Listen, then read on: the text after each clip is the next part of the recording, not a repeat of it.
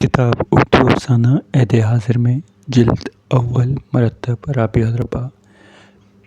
अफसाना निगार अनवर सनरा, पैदाइश 13 नवंबर 1950, तालीम BA honours Karachi university, Qutub चीख नावल 1987, जिल्लतों के सीड नावल 1993। अफसाना सर्कस के एक मसखरे का इख्तिताम। सर्कस का एक मसखरा अपनी बीवी से बहुत परेशान था, सिर्फ इसलिए नहीं, इसकी बीवी बहुत हसीन थी। वैसे तो किसी के लिए ये वजह भी बहुत हो सकती है, लेकिन इसकी मुश्किल ये थी, इसकी बीवी चेहरे पर हर वक्त मुस्कुराहट रहती थी। चेहरे तक भी बात गनीमत थी, लेकिन इसकी आंखें न सिर्फ मुस्कुराती थीं बल्कि अक्सर औक़ात हंसने भी लगती थीं, इतने ज़ोर से कि मसखरे को इसकी हंसी पे अपने चारों तरफ सुनाई देने लगती। लेकिन चेहरे का मुस्कुराना और आंखों का हंसना कुछ ऐसा नहीं जिस पर किसी की पकड़ की जा सके या उससे कुछ कहा जा सके। अगर वो किसी के लिए मुस्कुराती है, उसकी आंखें किसी के लिए हंसती, तो वो कुछ कह भी सकता था। वो तो सोते हुए भी मुस्कुराती और उसके चेहरे और आंखों का असर ऐसा था कि सर्कस का जहाँ भी तमाशा यूँ का हजूम रोज़ बरोज़ बढ़ने लगता। हजूम इन हजूमों से कई बड़ा होने लगा। जो पहले सिर्फ मसखरे की वजह से सर्कस में आते थे, अब तमाशाइयों में भी ऐसे भी होते जो हर रोज़ हर शो में आते। इस वक्त तक रहते जब तक मसखरे और इसकी बीवी इनके सामने से हट नहीं जाते। शुरू में तो मसखरे को तमाशाइयों का बढ़ना बहुत अच्छा लगा, क्योंकि सर्कस का मालिक अपने सर्कस की मकबूलियत का राज जानता था और मसखरे का ख्याल पहले से भी ज़्यादा रखने लगा था। मालिक मसखरे को हमेशा कुछ ना कुछ देता रहता था। ये सलूक वो सर्कस में काम करने वाले दूसरे लोगों के साथ भी किया करता था, लेकिन दूसरों का नाम रुपए या ज़्यादा पीठ थपकने गले लगाने से ज़्यादा ना होता। लेकिन मसखरे का तो उसे चांदी का वो कड़ा भी दे दिया था जो इस बाप ने और इसके बाप को इसके दादा ने अदा किया था, जिस दिन इसने पहली बार सर्कस में अपने कर्तव्यों का कामयाब मुजाहरा किया। सर्कस का मालिक ही नहीं, दूसरे काम करने वाले भी यही समझते थे कि अगर सर्कस में मसखरा ना हो तो इसके सारे कर्तव्यों के बावजूद सर्कस ये हरियाली बिन बहार और बेनमक खाने के सिवा कुछ नहीं। मसखरा इन सारी बातों के बारे में कुछ भी नहीं सोचता होगा था। सच तो यह है कि इसे पता नहीं था कि तमाशाई की इसकी बातों और हरकतों पर नहीं। इससे किसके पुराने साथियों ने इस बात पर कई बार बात की थी। इस पर एक के सिवा सब हंस देते थे। वो हाथी की देखभाल करने वाला लंजा था, जिसने इस दिन इसके कंधे पर हाथ रखकर कहा था, सुन, तुझ पर नीली छतरी वाले की देन नहीं तो कोई बंदा किसी को क्या हंसा सकता है। वो जिससे खुश होता है उसे हंसी दे देता है और जिससे नाराज़ होता है उसे रोने छोड़ देता है। इस लंजे की बात अच्छी लगी थी। खुदा मुझसे खुश है, खुदा मुझसे क्यों खुश है। वो जब भी अकेला था वो अपने सर से आपसे सवाल करता। अपने बचपन से याद आया, शुरू में ही दादी के साथ रहा था। वो अंधी भी थी और बहरी भी। वो 5 साल का था जब इसके बाप का कत्ल हुआ और उसकी माँ अपने मियाँ के कातिल के साथ भाग गई। ये सारा किस्सा इन्हीं लफ्ज़ों में गाँव वालों के कई साल के दौरान तानों और हंसी में सुनाया। और जब इसने दादी से पूछा तो इसने कहा, खुदा का पानी तंग कर, ये झूठे और हरामी गरीब औरत पर ज़ुबान चलाते हैं। तेरी माँ तो बकरी के दूध जैसी पाक थी। तेरे बाप ने इसे पत्तों में हार दिया था। जब वो इसे लेने आए तो वो उनसे लड़ पड़ा और मारा गया और तेरी माँ को उठा कर ले गए। लेकिन जब से नया मसला पैदा हो गया था और सवालों भर भूल गया था, कर्तव्यों के दौरान इसकी तवज्जो बार बार तमाशाई और अपनी बीवी पर जाने लगी और आहिस्ता आहिस्ता लगने लगा जैसे कोई तमाशे सिर्फ सर्कस के लिए नहीं आते बल्कि इसलिए आते हैं कि इसकी बीवी ने पहचानने लगे। वो बिल्कुल भूल गया, ये भी कोई नई बात नहीं। खुद को ऐसे कई तमाशाई मिल चुके थे जो इससे मिलने की ख्वाहिशमंद होते थे। तोहफे तहफ़ लाते थे। सर्कस ख़त्म होने के बाद घंटा घंटा भर इसके इंतज़ार में रहते। वो सर्कस के दरवाजे पर बने चबूतरे उसे उनकी तरफ देख के वो चीख कर उसे बता सकें कि वो इससे मिलने के लिए खड़े हैं। लेकिन इसकी बीवी क्यों, मैं उसमें ऐसी क्या बात है। वो तो कोई खेल भी नहीं दिखाती, सिर्फ इस वक्त में रिंग में आती है। जब वो आता है तब भी रंग तक रहती है, जब तक वो करतब दिखाता है और लोगों को हंसाता है। कहीं वो इसकी बीवी से इश्क जताने तो नहीं आते। इस सवाल पर पहुंचकर इसकी सुई अटक गई। फिर इसे ख्याल आया कि ऐसे इसमें क्या बुराई है, आखिर हम लोगों का दिल जीतने के लिए तो सब कुछ करते हैं। अगर मेरी बीवी के कुछ लोग दिल जीत लिए हैं तो क्या बुरा है। बुरा तो तब होता जब वो दिल हार जाती, इसके बावजूद इसके दिल में पहले तो तेज़ी से धड़कने लगा, फिर बैठने लगा। अगर किसी दिन ऐसा हो गया इसकी आंखों के में रंग रंग घूमने लगे, मंजर घूमने लगे, लोग सीटियाँ बजा रहे थे और दाँत देने में एक दूसरे से आगे निकलने के दीवाने बार कोशिश कर रहे थे। इससे लग रहा था जैसे इसकी बीवी की नज़रों से आने के लिए पागल हो जा रहे हैं। बहुत दिनों तक इस सोच में रहने के बाद एक दिन इसने अपने आप से कहा, जो भी हो इसका अंजाम अच्छा नहीं होगा। आखिर इसकी बीवी इंसान है, किसी दिन कोई ऐसा भी आ जाएगा जिसे अपनी तरफ खींच कर ले जाएगा। तब तक वो क्या करेगा? बेहतर यही कि वो इस दिन से पहले ही कुछ कर ले। बेशक ये औरत हीरा है, लेकिन सर्कस के एक मशखरे के लिए ये हीरा किस काम का? ये मेरे पास ही से नहीं, सर्कस से ही चली जाए। लेकिन कैसे? ये सोचते हुए इसका दिल हमेशा बैठने लगता है। इसी दौरान गधे बेचने वाला एक ताजिर गधे लेकर सर्कस में आ गया। सर्कस में किसी और को तो कोई गधा पसंद नहीं है, लेकिन मशखरे को ज़रूर तरकीब सूझ गई। इसने ताजिर से बात की और बीवी के बदले वो गधा ले लिया। इससे सारे गधों में मासूम और पुरकशिश बिल्कुल गधा दिखाई दिया। इस गधे में ज़रूर ऐसी कोई बात थी, वो दूसरे गधों से अलग था। इसकी बीवी इस फैसले पर बहुत रोई, लेकिन उसने कुछ ना कहा और न ही इसके चेहरे पर मुस्कुराहट गायब हुई। हाँ, इस रोज़ ख्यालों में निराहट ज़रूर थी, थोड़ी देर के लिए, लेकिन फिर गहरी और फिर गायब हो गई। बीवी को इस तरह छोड़ने से खुद मशखरे को थोड़ा सा दुख ज़रूर हो रहा था, लेकिन वो खुश था।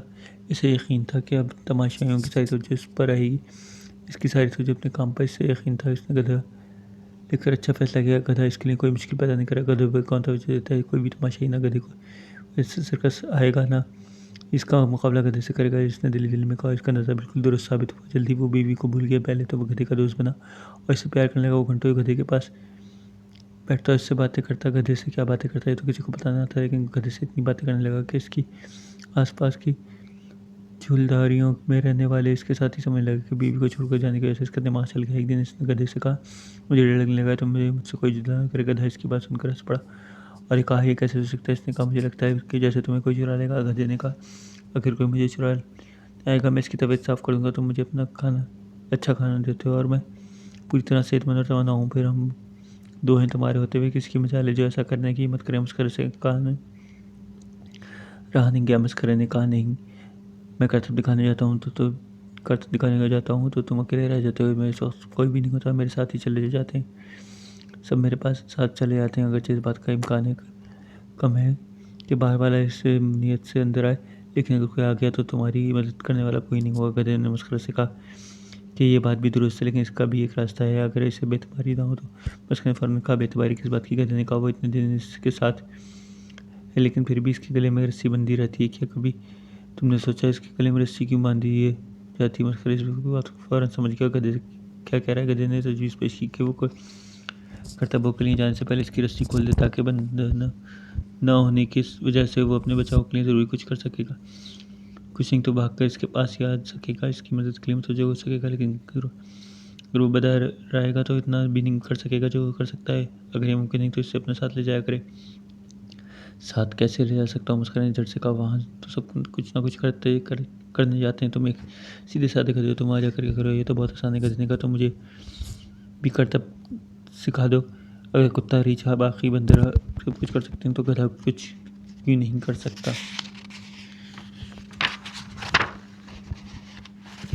मस्खरे ने कहा, बुरा ना मनाना, लेकिन जो तय तुम कुत्ता, रूही, हाथी, बंदर नहीं हो। गधे इंसान का जुमला पूरा करते हुए कहा। हाँ, मस्खरे की आवाज़ दबी हुई थी। और तुम लोगों की तरह यही समझते हो कि गधे नहीं मानों में गधे होते हैं, जिन मानों में तुम इन्हें गधा समझते हो। यहाँ तक कि जब इंसानों को अपने किसी की तौहीन करनी होती है इसे गधा कहकर पुकारते हैं। सिर्फ तुम इंसानों की ज़बान में मुफरीदों की वजह से, गधों की वजह से नहीं। जब तुम किसी शेर को कहते हो वो खुश होता है, हालांकि ऐसा एक जानवर कहा जाता रहा होता है। वो ऐसी और गोश्त और खूनी नाकारा तरीन है। कुत्ते भी और बिल्लियाँ भी शेरों से कहीं ज़्यादा अफजल मखलूक हैं। कुत्ता वफादार होता है, निगरानी का काम करता है।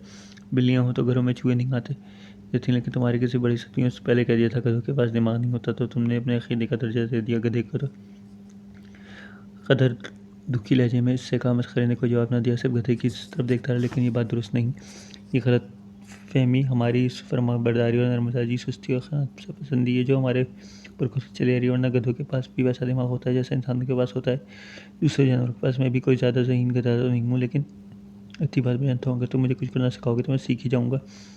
फिर तुम मुझे अपने साथ न सिर्फ ले जा सकोगे बल्कि काम भी करवा सकोगे। इससे तुम्हारा डर भी जाता रहेगा, हो सकता है आमदनी भी बढ़ जाए। अभी तो सिर्फ मेरा इतना काम है, जब यहाँ किसी और जगह जाएंगे तो मैं इसे उठाऊँ जिधर तुम कहो उधर चल पड़ूं किधर। यह समझाने के अंदाज में कहा इस बात की मस्खरे समझ आ रही थी। इसकी समझ नहीं आता कि एक गधे को क्या करतब सिखाया। अपनी सारी उम्र देखा सुना तक नहीं कोई गधा किसी भी सर करतब का था। इसे परेशान देख कर गधे ने अपना सर इसके कंधे पर रख दिया और कहा, मेरे मालिक परेशान होने की जरूरत नहीं। अगर इतना मुश्किल है तो सब कुछ खुदा पर छोड़ दो। मैं जैसे बंधा रहता हूँ वैसे ही रहूँगा, फिर कोई शिकायत नहीं करूँगा। बात ये नहीं कि मस्खरा नहीं, मेरी समझ में नहीं आ रहा। बात यह कि मैं करतब को सिखा सकता हूँ क्या, इसका में क्या मुश्किल है। गधे ने कहा, कुछ तुम रिंग में जाकर करते हो वो सब मेरे सामने भी करो। मैं तुम्हारी नकल उतारूंगा लेकिन अपनी तरह। मस्खरे की बात सुनकर सब सोच रहा है गधे के पास ना तो जुबान। गधे ने गधे रखने के लिए उसने एक बार इसकी बात मान लेने की इसने वही किया जो गधे ने कहा था। इससे एक बार पता चला सब कुछ करने के लिए जो रिंग में करता है तमाशाई को होना कितना अहम होता है। वो सब कुछ याद करके दोहरा जिस पर लोग बहुत हंसते थे। कुछ देर बाद उसे गौर से देखकर इसकी नकल उतारना शुरू कर दी। इसका अंदाजा ऐसा था, पहले तो मुस्कुराया, इसके ऊपर हरकतों पर मुस्कुराया, फिर हंसने लगा, पर ख्याल लगाते अचानक रुक गया। इसे अपने ख़ैख़ों पर हैरत हो रही थी। वो सोच रहा था कि इसने पहली बार आखिरी बार इस तरह सचमुच ख़ैख़ कब लगाए थे, लेकिन शायद ये तो बहुत पुरानी बात हो गई। इसे कुछ याद आता है। मस्खरा तो गधे की सलाहियत का ख़ायल हो चुका था, लेकिन मसला यह था कि सर्कस के मालिक को कैसे मनाया जाए। इसकी इजाज़त के लिए अगर तो गधे का रिंग में जाना नामुमकिन है। इसका हल भी गधे ने निकाला। इसने तजवीज़ दी, हम मालिक के पास चलते हैं। जैसे मैं तुम्हें हँसाया, अगर मालिक को भी हँसा दिया तो ज़रूर हमारी बात मान जाएगा। मस्खरे ने कहा। गधे की बात मान ली और गधे के साथ मालिक के पास पहुँच गया और कहा, गधा भी इसके साथ करतब काम दिखाना चाहता है। मालिक ये सुनकर बड़ा फटा। मस्खरे को बात का एहसास नहीं हुआ था। इस मालिक की इसकी बात पर बहुत नाराज़ है। इसने गधे के लिए अपनी बीवी को दे दिया। मालिक ने मस्खरे की बीवी को से तो कोई हमदर्दी नहीं थी। इसे गुस्सा तो इस बात का था। मस्खरे के इस फैसले से सर्कस के महीने के तमाशाइयों की बड़ी तादाद से महम रहा था। खुदा खुदा करके तमाशाई लौटने लगे तो मस्खरा इसी गधे को लेकर आ गया जो इसके ख्याल में सारी मुसीबत की जड़ था। बज़ाहिर इस बात की बात भी ठीक थी। मालिक से ज़्यादा नाराज़ इसकी बीवी थी, क्योंकि वो अभी इसकी बीवी की मता बन गई थी। जब बीवी के बदले गधा लेने की खबर सर्कस के मालिक की बीवी को मिली तो उसने अपने शौहर को मशवरा दिया कि मस्खरे को बिल्कुल भी निकाल दिया जाए, कोई और मस्खरा रख दिया जाए। लेकिन सर्कस के मालिक ने बीवी की बात ना मानी और इसे समझाया कि दूसरे काम करने वाले तो मिल सकते हैं, लेकिन दूसरे काम सीखने से आ सकते हैं, लेकिन मस्खरों का कभी खुदा कभी पैदा करता है। कोई भी इनकी नकल करके मस्खरा नहीं बन सकता। इसने दावा ज़रूर किया कि मस्खरे को कोई और मस्खरा मिला तो वो ज़रूर निकाल या बात याद रखेगा। जबकि मस्खरे ने बहुत मिन्नत समाजित की और कहा, आप एक बार इसका करतब देख लें, फिर आपका दिल माने तो इजाज़त दे दीजिएगा। मालिक ने ये बात मान ली और शर्त रख दी। गधा अपने सारे करतब इसकी बीवी और सर्कस काम करने वाले के सामने दिखा। इसने इसकी बीवी आधे से ज़्यादा लोगों के दिल ना जीते तो आइंदा गधे के बारे में कोई ख़ास नहीं करेगा। मस्खरे ने मालिक की शर्त कबूल कर ली। मालिक का ख्याल था इसकी बीवी तो मस्खरे से नाराज़ है, लेकिन सर्कस में दूसरे काम करने वाले भी फनकार और फनकारे इससे खुद पसंद होते हैं कि आसानी से दूसरे किसी हुनर को तस्लीम करते हैं। इनका दिल बहुत गहरा बेकाबू हो जाए तो भी ज़्यादा से ज़्यादा सर हिलाने पर इक्तफा करते हैं। ज़बान को तभी सब इस्तेमाल करते हैं जब महसूस बुरी हो जाए। मस्खरे और गधे का ना तो कोई दबाव रहता ना कोई खौफ। मस्खरे को एहसानमंद करने के लिए थोड़ा सा वक्त ख़राब करने में क्या है। ये बाहर के मौसम की इब्तिदा है, पर एक दोपहर की बात है। सर्कस में काम करने वाले वो लोग भी जाग कर नाश्ता पानी से फारिग हो चुके थे, जो देर तक सोते थे। जब इन्हें रिंग में जमा होने के लिए मालिक का पैगाम मिला, सब हैरान थे क्योंकि इससे कम होता था। तभी होता था जब किसी नए काम करने वाले को रखना हो। ऐसी मुश्किलात पड़ती थी तो सबको सहनी पड़ती थी। सब लोग आए वहाँ बैठ गए जहाँ तमाशे बैठे थे। मालिक ने सारी बात बताई और कहा, मस्खरा उसका गधा अपने करतब दिखाएंगे पर फैसला तुम सबके हाथ में होगा। मस्खरे ने इन सब की तरफ देखा। सबके चेहरों पर अंधिया मुस्कुराहट थी। कुछ अंदर ही अंदर बड़बड़ा रहे थे कि गधे की वजह से इनका आराम में खलल पड़ गया। मस्खरे ने मामूल के मुताबिक अपने करतब पर बातें शुरू की और गधे इसकी नकल उतारना शुरू कर दी। थोड़ी देर तक लोग बहुत जब्त किए, लेकिन फिर इनके चेहरे पर नापसंदीदा की छटने लगी और ज़्यादा देर नहीं लगी कि इनके होठों पर मुस्कुराहट शुरू हो गई। जल्दी हंसी और फिर बेख्तियार खैखाओं में बदल गई। इनमें से बहुत सुनने रिंग में पैसे भी फेंके, कुछ ने अपने रुमाल और टोपियाँ, तो कुछ हल नहीं। सब कुछ ज़्यादा देखने वाला मालिक की बीवी का था। इसने अपनी शॉल उतार कर रिंग में उछाली जो शौहर के सिवा किसी के सामने नहीं उतारती थी। फिर इसने अपनी चूड़ियाँ एक तरफ आखिर में अपना हार तक रिंग में फेंक दिया जो इसके शौहर ने शब उरूसी में दिया था। इस मरले पर मस्खरा और इसके गधे ने अपनी करतब दिखाने बंद कर दिए। जैसे ही करतब बंद की सब लोग सीटियाँ बचने लगे, अजीब आवाज़ें निकाल कर करतब पर इसरार करने लगे कि मस्खरा और गधा सर झुकाकर इनका शुक्रिया अदा कर रहे थे। कोई नहीं कह सकता था कि गधा रिंग पर पहली बार उतरा। सबको यकीन हो गया कि वो मज़ीद करतब नहीं दिखाएंगे तो रिंग में उतरने लगे। इनमें सबसे ज़्यादा आगे मालिक की बीवी थी, जो सिवाते ही गधे से लिपट गए, बल्कि इसके माथे पर मुंह पर कई बोसे भी थी। बाकी सब कुछ मस्खरे से लिपटे हुए थे, कुछ गधे को छूने के एक दूसरे पर गिर पड़ रहे थे। इसके बाद नया मामूल शुरू हुआ। जल्दी सर्कस के फिर से वही रौनक लौट आई जो उसकी बीवी के ज़माने में हुआ करती थी। मस्खरे और गधेगिरी करता वो ऊपर तमाशाई पैसे, रुमाल और टोपियाँ फेंकने लगे।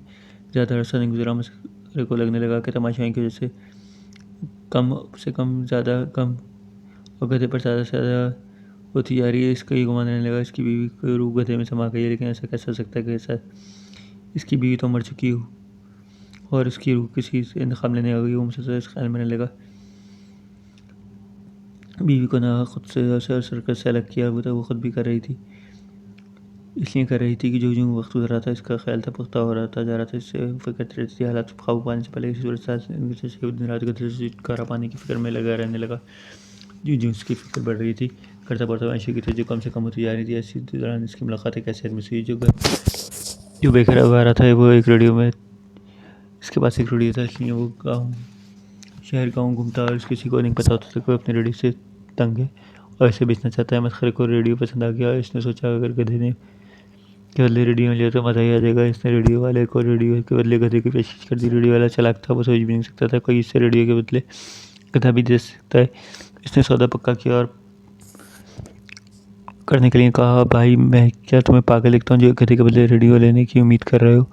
जानते नहीं हो रेडियो कितना तो खाता है ना पीता है। इसे नजर रखने की जगह नहीं, दुनिया भर की खबरें अलग सुनाता है लेकिन तुम्हें एक जगह से दूसरी जगह सवारी के काम तो नहीं दे सकता।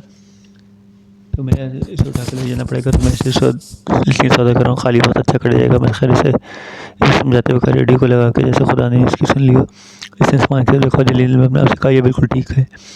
कहा मैं तो रेडियो को कंधे पर रख करता हूँ ये गधा मुझे लेकर फिरेगा। सो इतनी जल्दी हुआ कि मस्खरा रेडियो वाले से पूछना ही भूल गया कि रेडियो से छुटकारा क्यों चाहता है।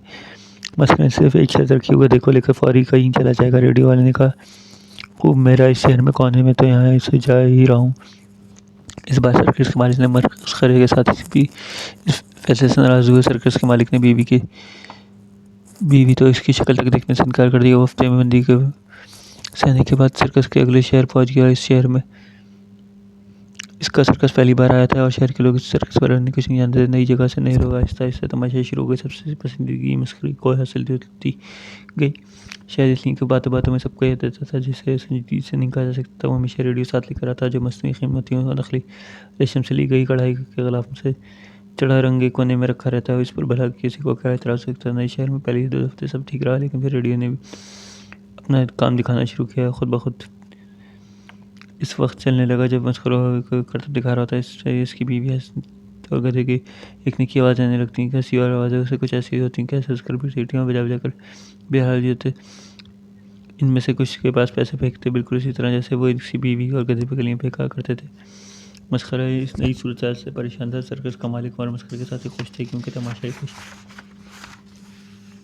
मस्खरे से कुछ समझ नहीं आ रहा था। इसने सोचा गधे की हद तक तो मुमकिन था इसमें एक बीवी की रूह आ गई लेकिन रेडियो में कैसे हो सकता है? रूहों का सवाल पैदा ही नहीं होता। ये आवाज़ें कहाँ से आती हैं? रेडियो सख्त क्यों चलता है जब तक वो करतब दिखा रहा था। इसने इंतहाई बेबसी से अपने आप से कहा, खुदा खातिर मुझे मुझे चाहे कर सकता है तो ये करना और इंतहाई कम अकल आदमी मशहूर इज्जत तो बड़े बड़े को समझ में नहीं आती। ज़्यादा नहीं तो ये कर सकते हो कि रेडियो से छुटकारा पालो। इसका ख्याल था कि तमाशाई को पता चल गया जो आवाज़ें वो सुनते हैं वो इसकी नहीं इसके रेडियो से आती हैं जो खुद ब खुद चलता है बंद होता है तो ज़रूरी कोई मुसीबत खड़ी हो जाएगी। इसने तय कर लिया जल्दी से रेडियो से जान छुड़ा लेगा। इसके बदले जो भी मिलेगा इसके साथ गुजारा करेगा। इसने अपने आप से कहा, खुदा मेरी की यही मर्ज़ी है। इसकी मर्ज़ी से लड़ना इसके बस की बात नहीं। दूसरे दिन नाश्ता करके और ये ठान कर शहर के बाजार की तरफ चल पड़ा। जो पहला आदमी रेडियो को पूछे बिना कबूल करेगा वो इसके बदले में जो भी देगा वो उसे सौदा कर लेगा। बाजार से एक तोता मिल गया जिसने इसकी पेशकश फ़ौरन कबूल कर ली। सौदा कुछ घाटे का है लेकिन बुरा नहीं है। इसने सर्कस के तरफ लौटते हुए इसने तय कर लिया तो वो तोते की तरबियत करेगा करतब दिखाने के दौरान वो इसके कंधे पर बैठा रहे। इसे अपनी कामयाबी का यकीन था क्योंकि इसके ख्याल से परिंदे अगर आंधियों के दौरान भी अपनी शाखों पर बैठे रह सकते हैं तो तोता करतबों के दौरान इसके कंधे पर क्यों ना बैठा रहेगा। इसने देखा वो रिंग से 100 से ऊपर के रस्से पर खड़ा है और तोता इसके कंधे पर बैठा है। एक झूले से झूले की छलांग लगा रहा है। तोता इसके कंधे पर नीचे पंजे जमाए बैठा है। वाह क्या मंजर है बेबिसाख्ता इसके मुंह से निकला। ये मंजर के तो कभी किसी ने नहीं देखा होगा लेकिन इसके साथ ही बीवी के थोड़ा रेडियो किया था। इसने ठंडी सांस भरी और आसमान की तरफ देखकर कहा, जो भी तेरी मर्जी है। शाम को जब करतब दिखाने के लिए तो इसने तोते से कहा, अपना ख्याल रखना मुझे आने में कुछ देर लगेगी भूख लगी तो रोटी खा रखी है। इसने रोटी की तरफ इशारा करते कहा, प्यास लगी तो पानी का लिया हमें, लेकिन सोना हो तो अपने पिंजरे में ही सोना और खेमे से बाहर निकल कर इधर उधर मत भटकना। यहाँ हमारे लोग और जानवर तुम्हें कुछ नहीं कहेंगे यहाँ, क्योंकि यहाँ पर लोग काम पर जाते हैं। कोई बाहर वाला आ गया तो कोई भी तुम्हारी मदद नहीं आएगा। तो उसने इसकी सारी बात इधर उधर टहलते हुए सुनी और इस दौरान इसे देखकर कहा, सर भी लाता रहा। मस्खरे को यकीन हो रहा था, वो इसकी बात समझ के आज बहुत खुश था। कुछ दिन गुजर गए, यूं के बहुत सी अच्छे मस्खरे को कोई परेशानी नहीं थी। बस एक बार तमाशाई से सारे रोज देने में लगे थे, करतब दिखाने के लिए। फिर से तोते से बातें करता और वापस आकर तमाशाई के बारे में बताता है, कैसे इन्होंने आज सीटियाँ बजाई और पैसे फेंके, कैसे वो एक दूसरे पर गिर पड़े, बेहाल हो जाते। तोता इसकी सारी बातें खेमे में खास तौर पर अपने लिए बनाए गए छोटे से झूले पर झूलते सुनता और वाह वाह करता। बहुत सारे दिन गुजरे गए, जिसके बाद एक रोज तोते ने मुस्कुराया, तो मुझे एक साथ ही नहीं ले जाते। अब तो तुम्हारी जुबान भी समझने लगा हूँ, मेरा भी दिल चाहता है कि सारे शानदार मंजर देखूँ, हंसूँ या हैरान हो सकूँ। जब तुम जाते हो तो मुझे सुकून सा रहता है कि मैं अकेला नहीं हूँ। मेरे तुम चले जाते हो तो खेमे में अकेला रहना बहुत भारी होता है। बाहर झाँकता हूँ तो क्या बोलता है नहीं है कोई, बस किसी चोरी की तरह तुम साथे रहता हूँ। किसी को मेरे होने का पता ना चले, पता नहीं कौन हो। इस फिल्म में क्या है, मस्खरे करने तोते की बहुत मानी बीवी का था रेडी इसके जहन में आया। थोड़ी देर बाद तक चुप रहने के बाद इसने कहा, नहीं तुम्हारा वहाँ जाना ठीक नहीं। तुम पता नहीं वहाँ कैसे कैसे लोग आते हैं, किसी ने कुछ कह दिया तो कर दिया, कुछ खींच के मार दिया। इतने सारे लोगों को मैं पता भी नहीं चलेगा। तुम्हारे लिए तो तांबे का छेद वाला एक पैसा ही काफ़ी है। मैं तो तुम्हें खोना नहीं चाहता, तुम्हें अपने पता है मेरा सब कुछ तो तू ही है एक, जिससे मैं सारी बातें करता हूँ। बस तुम्हारा जाना बिल्कुल ठीक नहीं। तो उसने कहा ठीक है। यूँ एक तरफ होकर बैठ गया जैसे मैं बूपा हूँ, खफा होकर बैठ जाती है। मस्खरे ने जान लिया कि तोते को इस की बात पसंद नहीं है, लेकिन सोचा कोई बात नहीं, एक आध दिन में तो तब भूल जाएगा, फिर वो खुश रहने लगेगा। एक दिन नहीं कहीं हफ्ते गुजर गए। तोते ने इस मस्खरे के साथ रिंग में जाने की बात छिड़ी और कहा, मैंने जानकर तुम्हें नहीं बताया कि तुम्हें नाक परेशान हो लगे, लेकिन सच्ची है तुम चले आते हो तो मुझे लगता है कोई आता है तो बड़ी खामोशी से खेमे के चक्कर लगाता है। मुझे बहुत लगता है, लेकिन बाहर जाकर नहीं देख पाता। तुमने रोक रखा है, मुझे यकीन है तो कोई होता है ऐसा जो बड़ी नरमी से पंजों के बल आता है। तोते की आवाज़ बड़ी सहमी हुई उधर और राजदान राजनीति मस्खरा सोच में पड़ गया। होगा कोई ज़रूर अंदर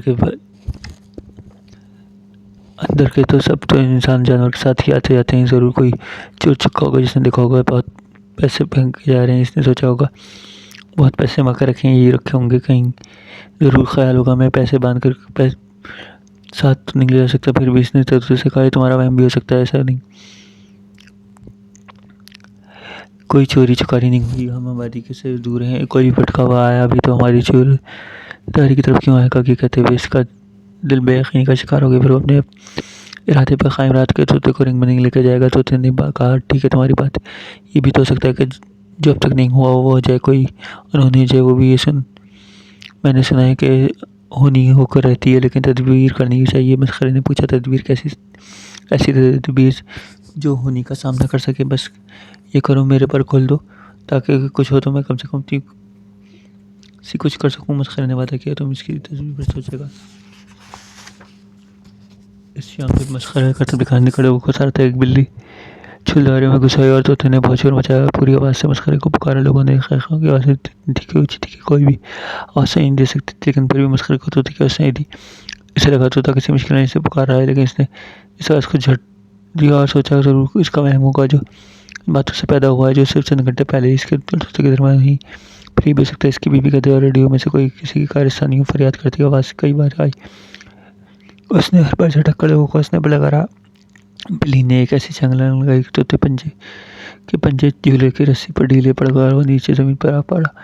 अब बिल्ली के इसके सामने थी, आवाज़ इसके आँख से निकलना बंद हो चुकी थी। इसका बहरकत की वजह से इसमें जानना हो, इसने बेबसी से आंखें बंद कर ली। खस्सा को की आंखें भी बंद थीं और इसकी आवाज़ कहीं दूर से आती हुई महसूस हो रही थी। इसने कहा, ये सिर्फ एक किस्सा है, मैं कभी मस्खरे से नहीं मिला, किसी मस्खरे ने कभी अपनी बीवी को नहीं छोड़ा, किसी गधे ने भी इंसानों की ज़ुबान और बात में नहीं की, और कोई रोडियो भी अपनी मर्ज़ी से नहीं चला। ये सब किस्सा है, सिर्फ किस्सा। जब लोग उठकर जा रहे थे तो किस्से को फिर वही आवाज़ सुनाई दी, हर बार इस रास्ते के जहाँ पर सुनाई देती थी। ठीक है, इसने एक बार फिर अपने आप से एक बात की थी, काश मैंने पर खोलने के लिए तोते की बात मान ली होती।